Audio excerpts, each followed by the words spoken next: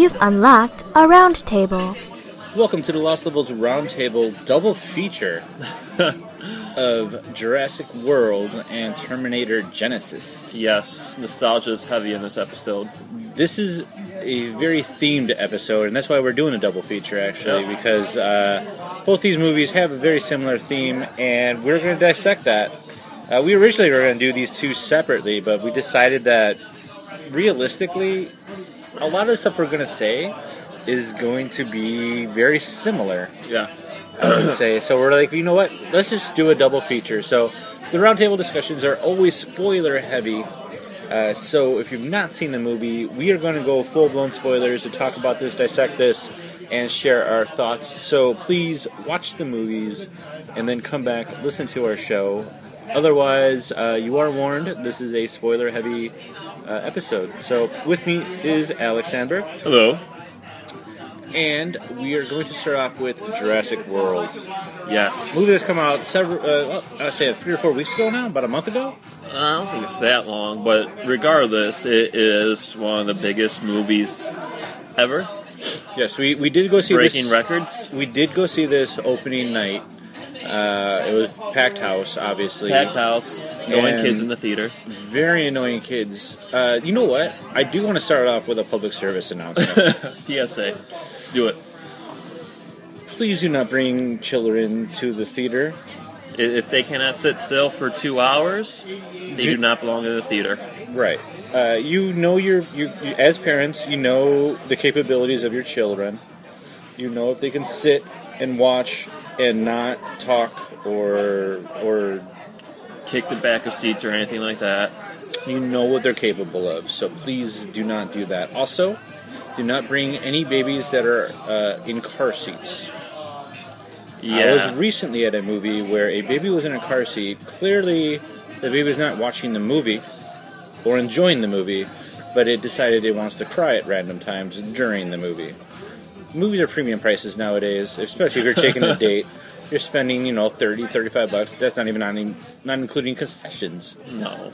So why would you do that to ruin the experience for other moviegoers?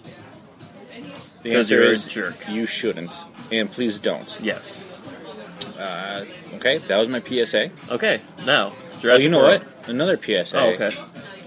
Checking your Facebook or Twitter feeds, or any of your social media sites in general, it's become an issue. Yes. People in front of us the other day when we were watching Terminator Genisys. Yeah, we joke about it, but it's freaking annoying when there's nothing worse than you're actually into a movie. You want to get wrapped up into it, and then all of a sudden someone pulls out their phone to check their social media site, and you see the light coming down from 2 or 3 aisles down the road. It's like, come on, guys, seriously? Yes. So please stop doing that. It's rather annoying, and people are mad at you, and we hate you. Yes. So if you're that person, please stop being that person, and think about others as you're watching a movie. That is the end of Chris's rant and PSA discussion. Not PDA, that'd be weird. Yeah, that would be PDA. PSA. And thank you for listening. Okay. Review time. On to The Lost World. Nope, Jurassic World. Damn. Honestly, I'm going to mess that up at least 2 or 3 more times before this podcast is over. So I apologize to any listeners. It is Jurassic World, not the Lost World. You guys can figure it out. Yes. Okay. So, let's get into it.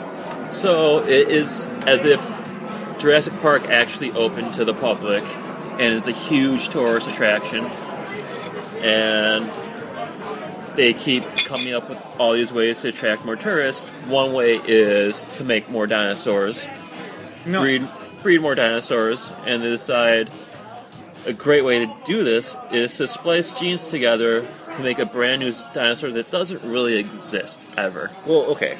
That's where it starts off with what the fuck is going on with this movie? Because, first off, we've had 3 movies now, before this movie came out, where everything goes wrong that can go wrong with them trying to create a theme park. Dinosaurs want to do their own shit. They don't care about rides, they don't care about theme parks, they don't care about any of that shit. They want to destroy stuff. So how the hell did this place get insured? For one thing, let alone be a successful park to the point where people are now bored with dinosaurs, so they need to find bigger attractions or do something different so people will re-spark their interest. Yeah. So that's the problem there. Yes. And that leads into Jurassic World. Yes. And those logistics aside, if you could expel that sense of reality, there's so much else to get into about it. Right. I mean, okay. I'm going to start this conversation off with, this movie is nostalgia. Yes. It is the moviegoer's experience and everything that the studios know that you loved from the original Jurassic Park, and everything that they know from all the movies they've made since then, the stuff that people would like, they've inserted it into this shallow script to just hit your nostalgia buttons and to hit your action buttons. Yes. Because who cares about character development? Who cares about a cohesive plot? Because it doesn't matter. No. Because if you hit or if you touch people's nostalgia buttons, they're going to immediately, love this movie. Because people have that nostalgia. They're like, I love Jurassic Park. I grew up watching Jurassic Park. Dinosaurs are awesome. So they have that. This in the theater as a kid. So they have that, obviously, for you. And then they also have, at the end of it, something that you've kind of always wanted deep down inside. Did we? Did we? As you finally got a monster fight. Oh my god. You got Dino versus Monster at the end of it, where you got to see two dinos square off and fuck shit up. Oh, well, not only did you see two dinos square off and fuck shit up, you saw two of the most beloved dinosaurs that people are always like, oh, this is my favorite dinosaur, band together to mess the monster dinosaur up. That's true. Which was laughable on multiple levels. Yeah, there's a lot, but people wanted to see it. And that's the thing. People I don't think I ever wanted to see that. But because we're critics about it. Let's be honest. We look at it objectively. We look at it not from the nostalgia standpoint. Sure, I have nostalgia for Jurassic Park. When Jurassic Park originally came up, that freaking blew my mind. Uh-huh. I'm like, holy crap! The CGI looks great. This is a great the story. The practical effects looked great as well. It looked great. Mm-hmm. And I loved that movie. It had a great story to it. You cared about these characters. That's because, it was written by someone who knew how to write stories in books. Yeah, and then since then, obviously, we've kind of strayed from that. And now we have a new movie that's come out several years after the fact. And it wants to tug at your nostalgia strings. And it does. So much so that they go to the original park, all run down, dilapidated. Right. Which is like, hey, guys, remember when that Tyrannosaurus Rex crashed into the building and saved the day? Yeah, we're here right now. Here's the crashed skeleton. Here's the torn banner that probably should have been degraded at this point. Yeah, but here it is, because you guys will remember that. You're going to immediately think that in the back of your head, oh my god, I remember that. Exactly. And then you have the original T-Rex. I didn't even realize it was supposed to be the original T-Rex. You had to point that out to me. I was like, no. They're on the same island. It's the original T-Rex. Oh, God. Thank you so much. Oh, that was great. It does look good. What?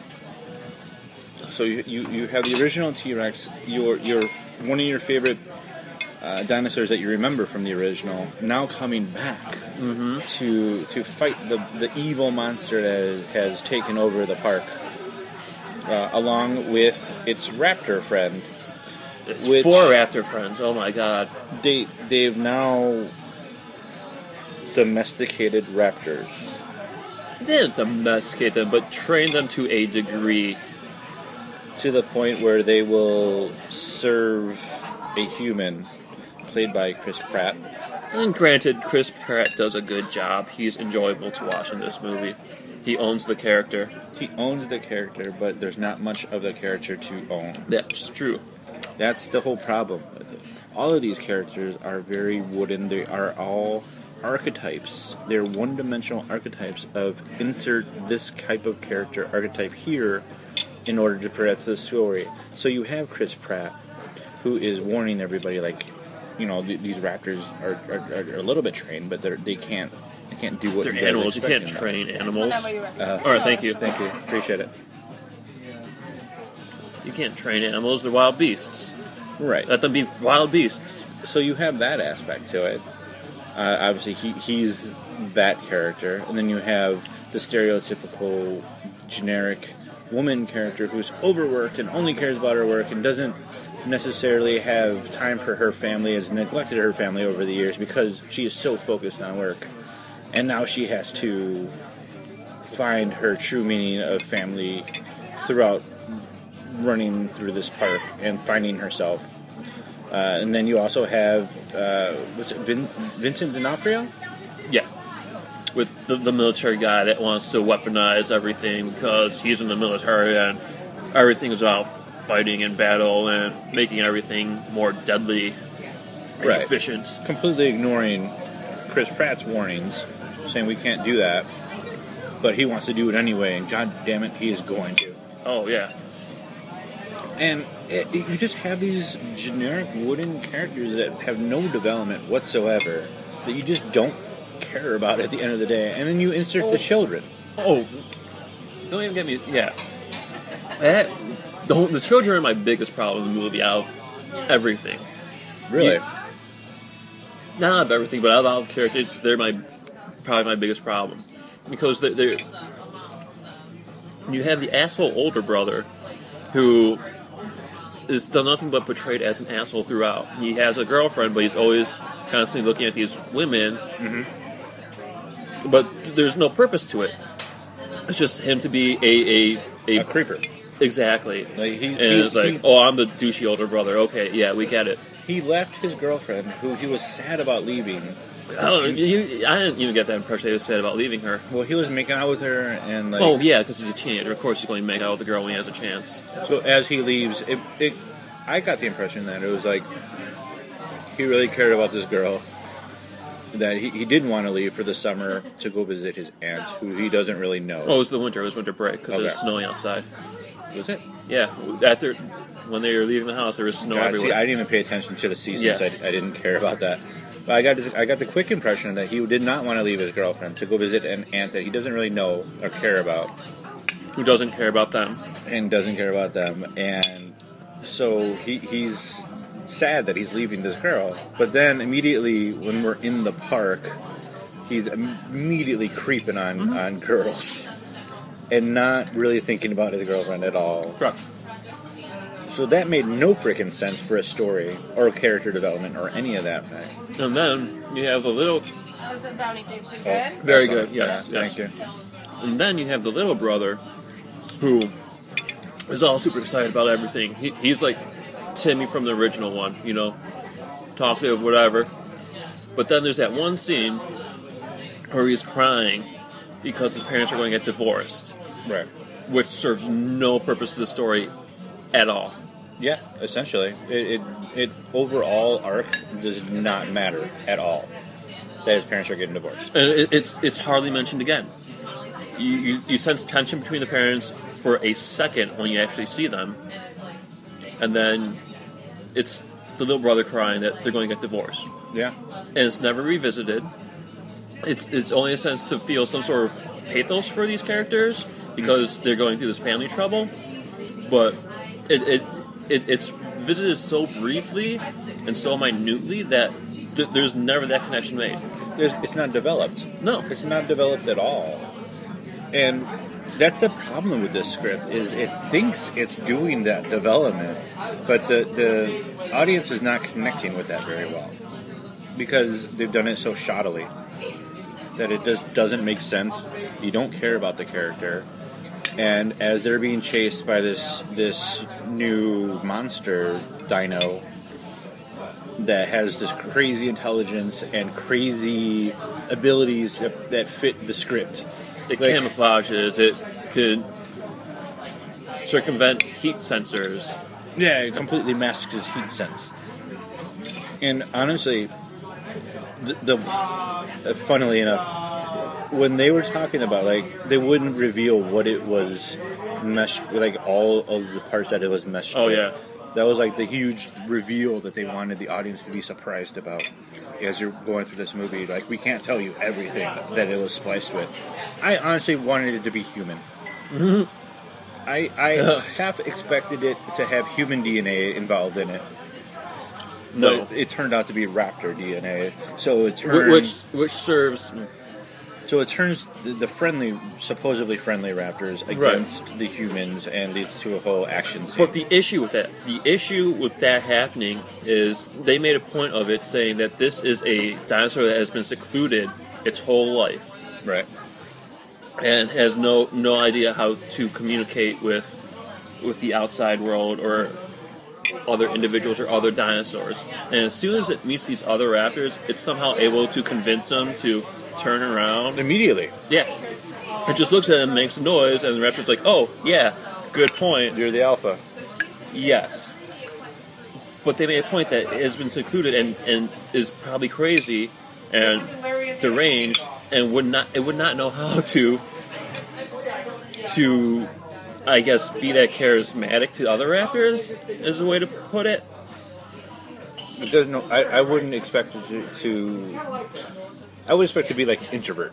Right. Not really know how to socialize with other creatures. That's my point. Right. The raptors would not have turned because of this one creature that had some raptor DNA spliced with it. Yeah, it didn't make very much sense in that regard, and all of a sudden it turns into an action scene where the raptors are now not our friends, and they're attacking the humans, and we're like, oh shit, how can we get control of these guys? Luckily, Chris Pratt is there to save the day. Always. It's a sloppy mess where there's just all these issues with it, and again, audience loved it because of the nostalgia. People don't want to look beyond that and look at the movie as a whole. No. Is it better than maybe Lost World or Jurassic Park 3?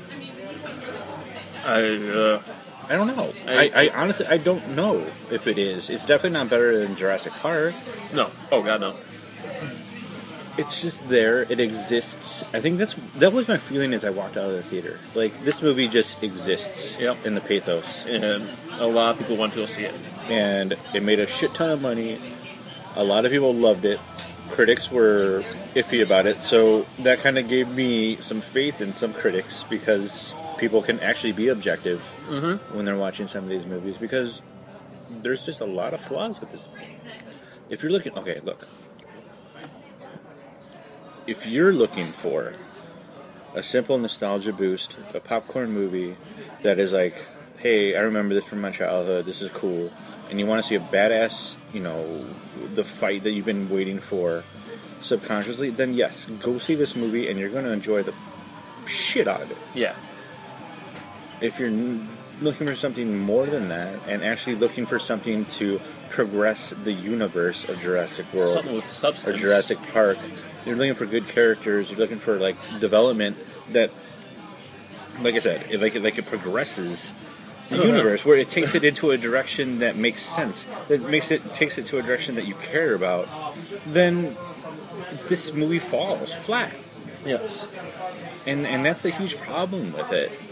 And the main problem with that idea behind it is there's no really logical way you could take this universe, because we've said all we had to say, and the idea of creating a Jurassic Park with these dinosaurs is dumb, so there's no way to really make it believable. We've said it multiple times now throughout several movies, where it's just like, hey, every time shit gets evolved, it's not going to work. You're not going to be able to do this. There's no way in hell now you're going to have somebody say, yes, let's reopen the park again, because that's just stupid. Chris Pratt has already signed on for a sequel, so we know it's going to happen. Because it made a shit ton of money. Yep. But look at it. I almost, after walking out of the theater, my first thought was like, oh God, this is going to make a shit ton of money. Yeah. B, I immediately thought about. I thought about. Damn it! What did I think? Oh, then I got distracted. I immediately thought about the original script that we talked about or that was talked about forever regarding Jurassic Park 4.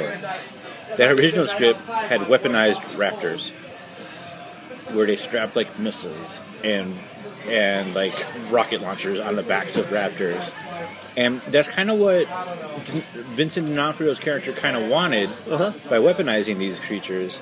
And honestly, I would have probably liked that more because at least it took it into a different direction. And I think it would have been more self-aware of how just batshit insane everything is.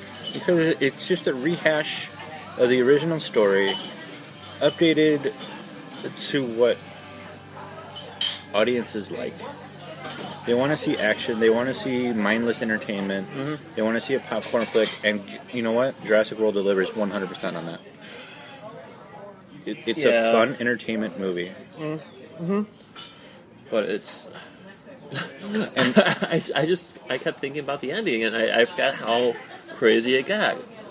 Because it was two dinosaurs teaming up against one dinosaur, and in the end there was a third dinosaur that got tossed in the mix to actually finish off the one dinosaur. Yep.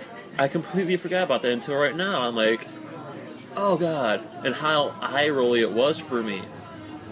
Yeah. So we've talked about this.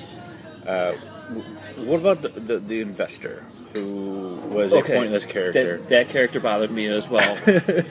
Not as much as the kids, but you're talking about the guy that replaced John Hamm, right? Yeah, the Indian gentleman. Yes, that was a very confused character because at first he presents himself like, oh, this is for the people. Who cares about the park and making money and everything like that? We want to excite the people.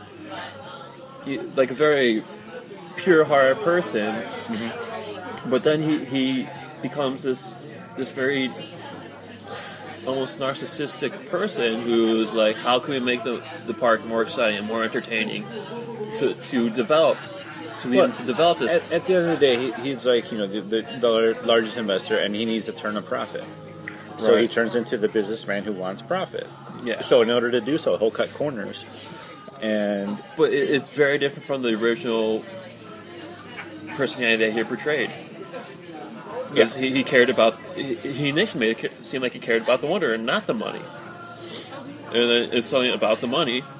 How can we boost up sales? How can we boost excitement and get more people coming? Right. And how narcissistic can I be to think I can fly a copter? Right. Like he's a helicopter pilot that's being trained. And that whole subplot where he's going in trying to save the day and he immediately gets eaten, it makes sense. Well, he doesn't get eaten; he just gets blown up. Oh, I guess he gets blown up. We all finished with the brownie? Yes, we are. Yeah. Thank you. Thank you very much. But it's just a very lackluster death in that regard. Let's talk about some of the death sequences in here. Okay. It's him, a major character, and Vincent D'Onofrio's character. They both die in a quick, very painless manner, almost. Mm-hmm. These characters that you think would totally get it in the end. And then you have the secretary, who has probably one of the worst deaths I've seen in a movie. So seriously, it was brutal for her. It was a character that you didn't hate by any means. You just she didn't was care. ditzy, Yeah, but she was likable enough. Again, she's that stereotypical busy, kind of self-evolved, didn't necessarily care about watching the kids, but was told to do so. She's going to do it, and gets distracted easily. So the kids run away from her, and now she has to go find them. It's so cookie cutter, vanilla. Like, insert this character archetype here. So they do it. And then they just kill her in such a brutal manner. Like, it is awful. It's like she gets picked up by a pterodactyl and I think stabbed by one of the things, but dropped into the water with the big fuck off water dinosaur. Right. Waterboarded for a few seconds. Yeah, she was brutal. it was disturbing. This is something you would expect for like somebody really hated in the movie. Yeah, like a Vincent D'Onofrio character. Exactly. Like, you would expect he it just to kind of that. gets mauled by a raptor. Which is good, you know. But Yeah. fine. He wanted to weaponize them. Raptors weren't having it. They're like, I'm going to eat you now. Yeah. But yeah, you're right. Her death was unnecessarily violent, and didn't make too much sense when it comes down to it. So I don't know. Like, okay, we've been talking about this. We still have Terminator to go. Yeah, we do. Why don't we wrap this up and give final thoughts? This movie is nothing but pure spectacle. Yeah. And I don't think they thought of anything outside of the spectacle, which is really unfortunate because there was a lot of substance and characters that you cared about in the original one. And if you're looking for that in this, you're going to miss out a lot. You're not going to have, you know, the John Hammond that you care about, or Jeff Goldblum's character who was charismatic and fun, or the kids that were, albeit annoying, somebody that you cared about because you following Grant as protagonist, he learned to care about them as well. You're Right. not going to get that from this. You're going to get two-dimensional characters with explosions and dinosaurs fighting dinosaurs. And quick callbacks to your nostalgia buttons throughout the movie. We're like, oh, I remember that little Dino DNA model. I remember There's going the back Jeep. to... Yeah, there's a lot of throwbacks to the original Jurassic Park in this movie that tug on those nostalgia heartstrings, and that's all this movie is. Rather than, like I've said it already, rather than progressing the story and making it interesting, you're immediately making a movie has a franchise who's been gone for several years, making it return by not reinventing or rejuvenizing it. They took the original ideas and just tweaked it a little bit, added some characters, added a one-dimensional story, and there you go. And it works. It works from that one-dimensional standpoint. Yep. And so people are going to love the shit out of it, and it's going to make a ton of money, and it already has made a ton of money. There's no going to about it. It's done. Yeah. Oh.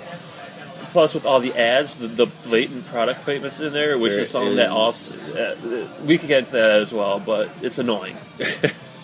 Everything about this movie is just made purposely and methodically, and it's very calculated in terms of the way that it is. The only saving grace is Jake Johnson's character. I love that character. Jake Johnson's character is amazing.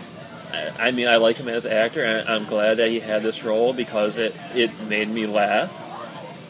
And at least made it seem like it was worth watching for his scenes. No, 100% agree. So yeah, final thoughts. I think we kind of touched on it. This movie is going to be amazing. If you like anything that's action related or anything that's nostalgia related, you will love this movie. Yep.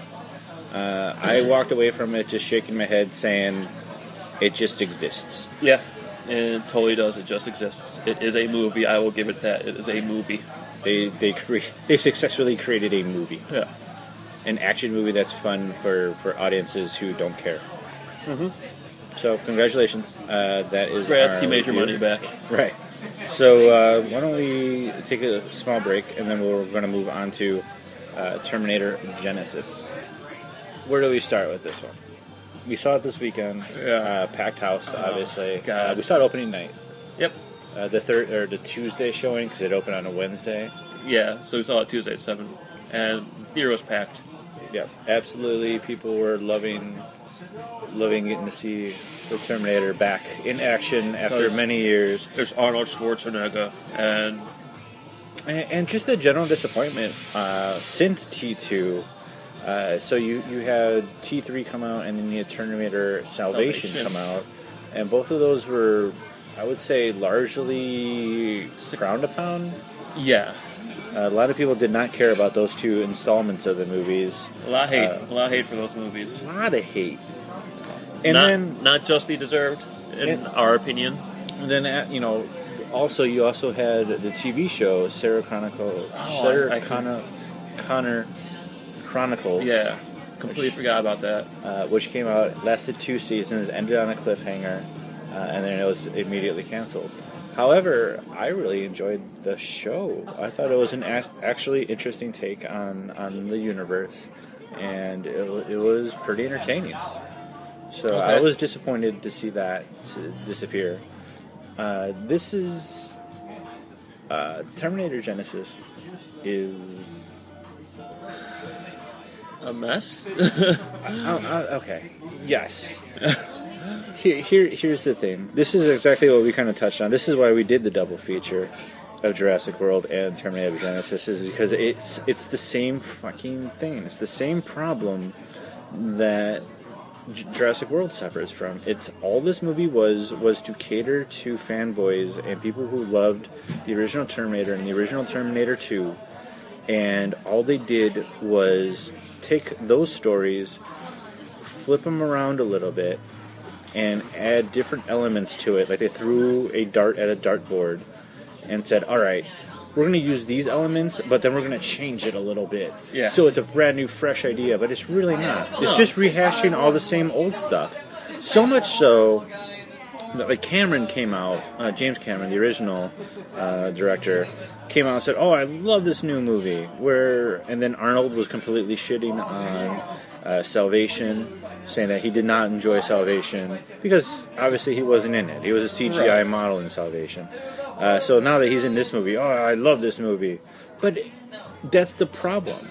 Yes, Cameron does love this movie because it is his own movie. It's just the rehashed. same. It's the same movie. Yeah, essentially. There's nothing new here. It takes the elements of 1, 2, and 3 and Waters it down. Completely waters it down. Gives you characters that you don't nearly care about as you did in the other movies, and rehashes it and just changes it a little bit to make it a fresh idea. But it's not a fresh idea. It's boring. Very. It's... Yeah, like it's characters you don't care about, really. With relationships that don't really feel genuine. You know, I mean, Sarah Connor, she's supposed to have this huge, bond with the Arnold Schwarzenegger Terminator, who she calls Pops, and it just never felt genuine. Yeah, they try to manufacture a backstory there where, in this variation, Kyle Reese goes back in time to do the traditional save Sarah before the Terminators get to her, but now he goes back to a time in a different universe that Sarah is strong and independent, and she has already been saved by Arnold Schwarzenegger. Yeah, when she was 9. So this is a completely different universe now that he goes back to, and she's a strong archetype. Still not portrayed the way that Linda Hamilton successfully did it in T2. Yeah, you're right. Yeah, definitely. Like, you thought that Linda Hamilton was like, holy shit, this woman she is hardcore. like, legit. She is, yes. She's not something you want to mess with. Emily suffers from the cute face a little bit too much. She does have that baby face, which I love, but just doesn't play for the character well. I think she's damn adorable. Oh, God, yeah. I love her with the brunette hair versus the platinum blonde hair that we see her in Daenerys as Game of Thrones. Right. So I loved her in this. Like I thought she looked great, but she just didn't feel like the strong leader type great, of woman. But a detriment to the actual character. Yeah, in that regard. She is not the strong woman who you feel that is going to develop leader of the new resistance. It being John Connor. Like you just don't see it with her. Even her interactions with Kyle Reese were just okay. The other part of that too is obviously Kyle Reese's character, played by Bruce Willis's son in the Die Hard. Yeah, it's Jai. I can't remember, for some reason I'm blanking on his last name. Yeah, I can't think of it either. But he's a very big, bulky wooden actor who would have actually served better as a Terminator. In my opinion, as opposed to being Kyle Reese. Like, he shows a lot more range than he did previously in a lot of his other films. Yeah, I can't think of what else I've seen him besides Die Hard. Well, he was in Divergent series as well. I didn't see that. And he's in, I think, in a couple other movies, but like he's always been like the type of like just generic kind of action star hero that we're kind of stuffing down our throats. Like, okay, we get it, but he's okay. He's muscular. I got it. Okay, yeah. He's serviceable, right? As Kyle, there's nothing there. There's no chemistry between him and Sarah at all. And they try to play it off like there is, but it just didn't feel natural. No, it totally didn't feel natural, and that was the other problem too. Because like the story, those two are supposed to get together and foster John, and that's the problem. That's the huge problem because we know what's going to happen already. So they need to reconvince us like that's actually supposed to be part of the story where these two actors with the wooden script that they've received couldn't do it. Instead of making it appear naturally, it was just kind of crammed down our throats with him randomly confessing that he loves her. Yeah, out of nowhere. Yeah. It's like, I love you. It was, that's a cool story, bro. Yeah, like, it was like, alright, that's interesting. I guess you have to love her, I guess. But she switches it up. It's like, no, we already know what's going to happen because, spoiler, they ruined the goddamn reveal in the trailers regarding John Connor being a new generation Terminator. That works exactly like fucking liquid metal. Okay. You know what? Now that you mentioned the liquid metal, let's talk about that really quickly. At the end? Or no, just in general. Let's talk about that. Because where liquid metal T-1000 Terminators was an amazing feat when T2 came out. Because you saw the T800, you saw the Arnold model, and then you saw the upgraded model, and you're like, holy shit. It pushed the limits of special effects at the time. It was groundbreaking. You saw the shit that they can do. Then you see T3, and you see liquid metal ones again, the female character. Yes. So you see her, and then now you're seeing it again, where they're just completely firing bullets into her, and you know what's going to happen because you've seen it already so many times. So it becomes boring.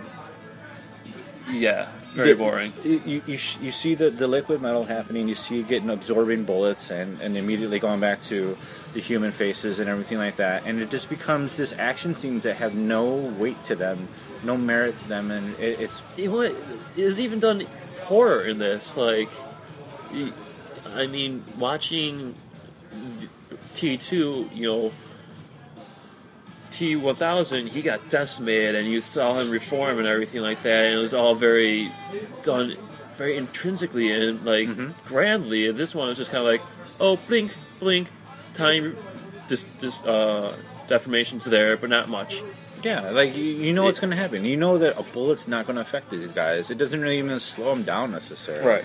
And then you even have the same retread when it comes out of a moving vehicle's window, and it turns into like a liquid form. The first time in T2, obviously it was a helicopter. Now this movie, it was a car that does it too. But it's the same fucking effects. Same effects. You're seeing the same effects over and over again, and it's boring. It leads to nothing. Which is, once again, goes off the nostalgia that this movie suffers from, like Jurassic World did. Because it's nothing but all these callbacks.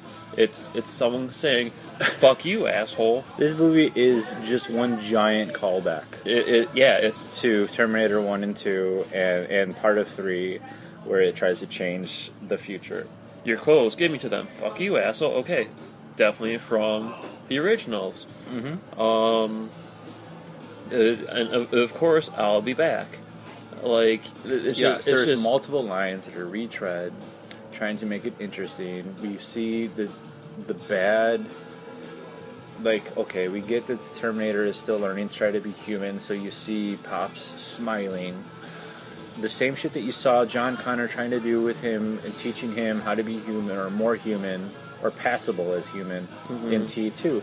You see these same fucking things again in Terminator Genisys. It's like they just copy and pasted things from T2. And they just tweak it a little bit so it's fresh and new, but it's not because you saw this already. So it's a boring ass, like, transition to everything, and it's just frustrating to watch as a moviegoer. Like, you can't even get into it because you're like, oh my god, they just called back to that again? Yeah.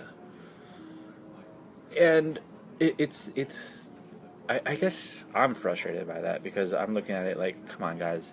Nostalgia thing is the thing of the summer, apparently. That's like the fucking buzzword of the summer is nostalgia. It is. I mean, you have this, obviously. I mean, the fucking Magic Mike just came out this weekend, and women are going nuts for that because they love that shit. But it's like, where's the new properties? Where's the stuff that pushes stuff to new ideas? And look at it this way: one of the movies that we have raved about this summer is Mad Max, and how much we love that. Even though it is a callback to an old series, it does a lot to push the genre and the universe forward. It is a fresh take on the universe and develops it a lot, while this is just rehashing. This is just all nostalgia. That's all this movie is. There's nothing more to this movie. And you know what? You hit it nail on the head. Mad Max did everything right in terms of reinvigorating new energy into a franchise. Where Terminator and Jurassic World did the exact opposite, where they pulled at the heartstrings. It is sucking at the marrow of the bones of something classic that we liked. Right. So if you like Terminator 1 and 2, you bet your ass you're going to like this movie because it's the same fucking movie. I mean, that's basically what it boils down to. While we liked...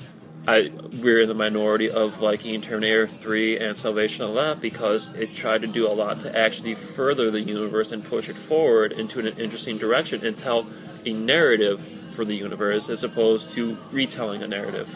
I've gotten into so many fights over the years regarding my take on Salvation and T3 because Alex and I are in such a minority in regards to watching those movies objectively and saying, you know what? These tried to do something different with this franchise, and it's something that's needed in the franchise because you could rehash this, and it's going to make a shit ton of money, and people are going to like it apparently because that's what's happening with Terminator Genisys.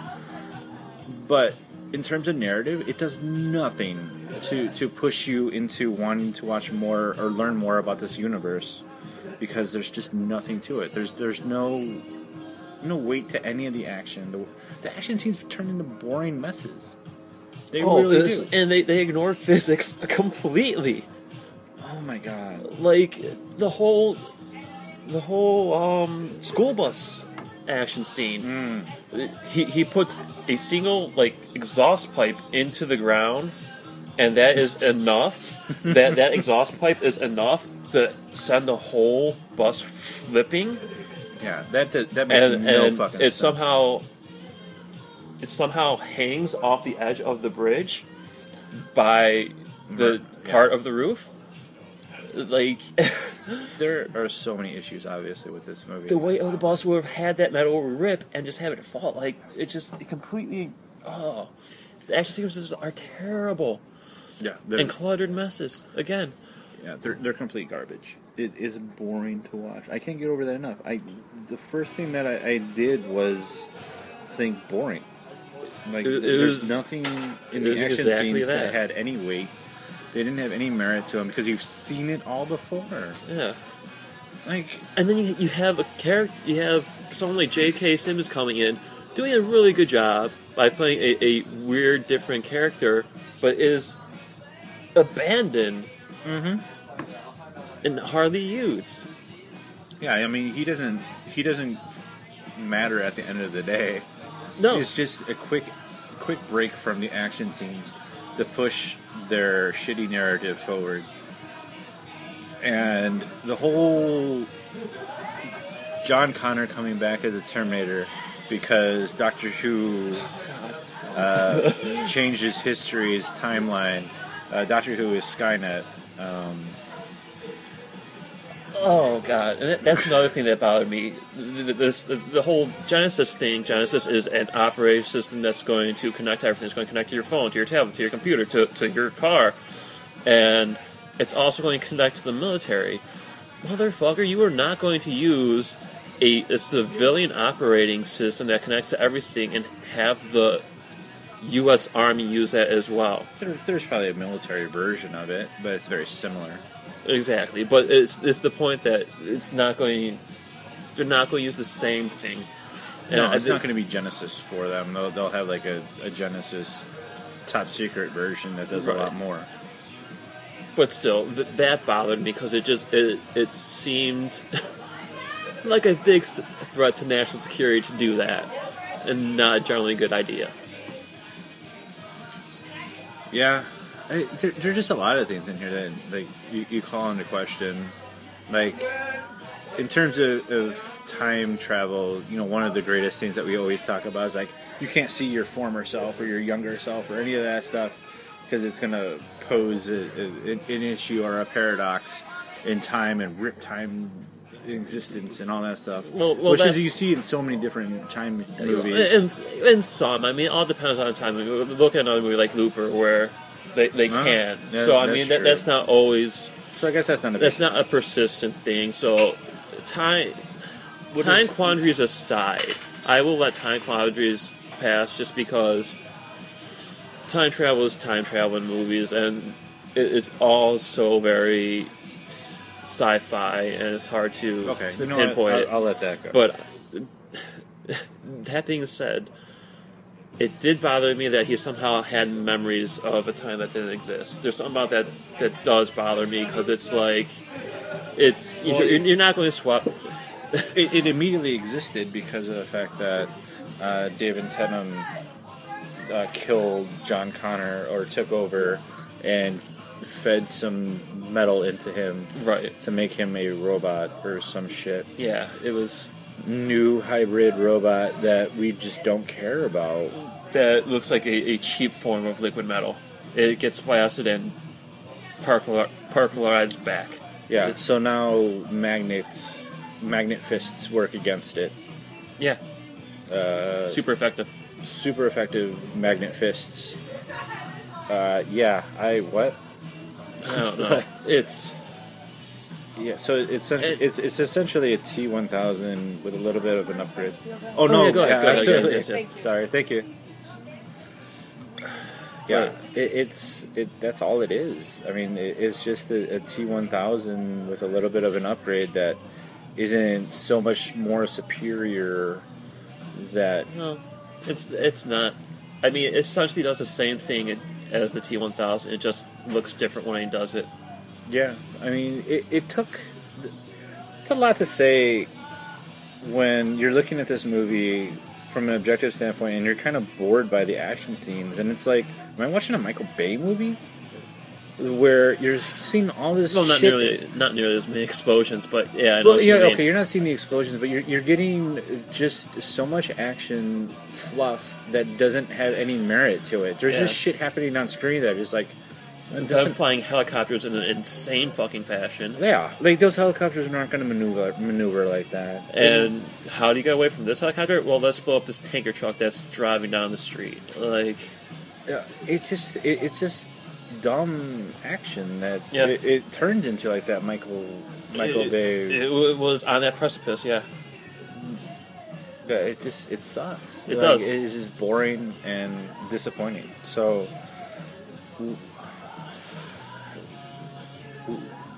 What is there to say? There's not anything much good. Yeah, I mean, even the actors did okay considering the script.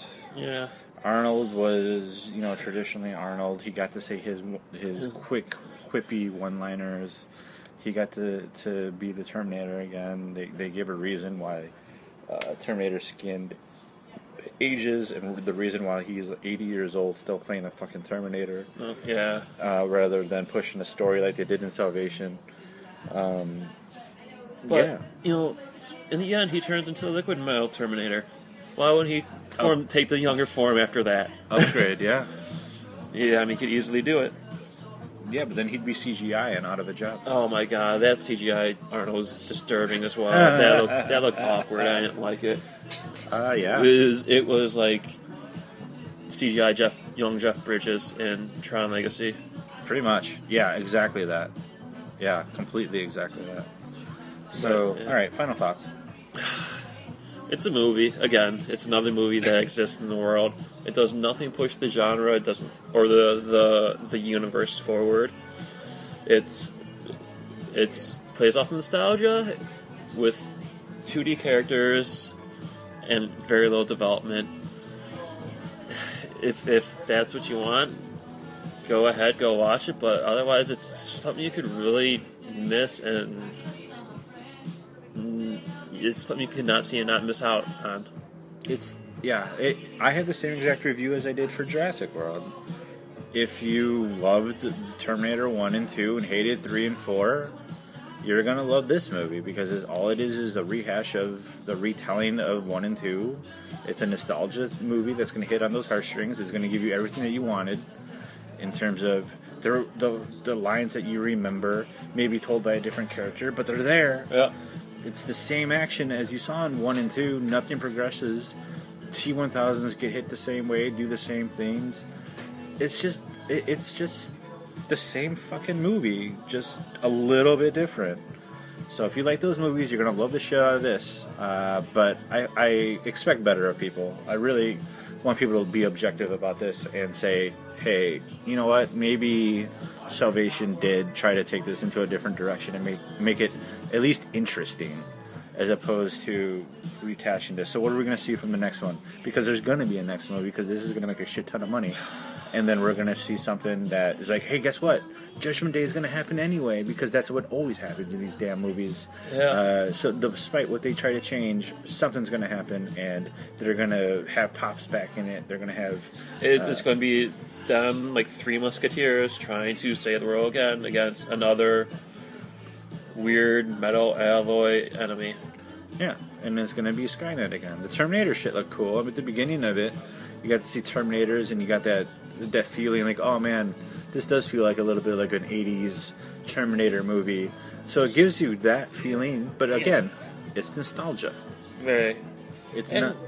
I mean, I know we're tossing nostalgia around like it's a bad thing. I love me some good nostalgia, but nostalgia done in the right way, where it is done almost in a campy, overabundant way, is cool. But when that's all you really have going for you is nostalgia, while ignoring everything else, there's a problem. Yeah, and I feel like it almost feels like Hollywood is kind of just taking it and said, all right, guys, here's what you want. Here's what we know you want. Here it is. Yep. And they just dish it out to you, and and everybody's going to like it. Because everybody walking out of that movie, and it's pretty obvious that anybody who wanted that loved that movie. Anybody who was a critic who can be objective and separate those types of things really thought this movie had a lot of flaws. Because it did. And yeah, I mean, unfortunately, I'm in that boat for both of these movies. Yeah. So if you want to see anything this summer, go see Mad Max. Mad Max and Tomorrowland. If you could actually find Tomorrowland in the theater these days. Oh, that's already out of theaters because they lost so much money. Definitely go see Mad Max. That movie's great. Yeah. All right. Thanks for listening. All of our information is on lostlevel.com, upper right-hand corner. Alex has a Twitter feed. Alex Sandberg, ALEX, SANBERG. Just follow me on Twitter right there. I'm at Column Intensity. And as always, again, thanks for listening. Talk to you guys soon. Bye.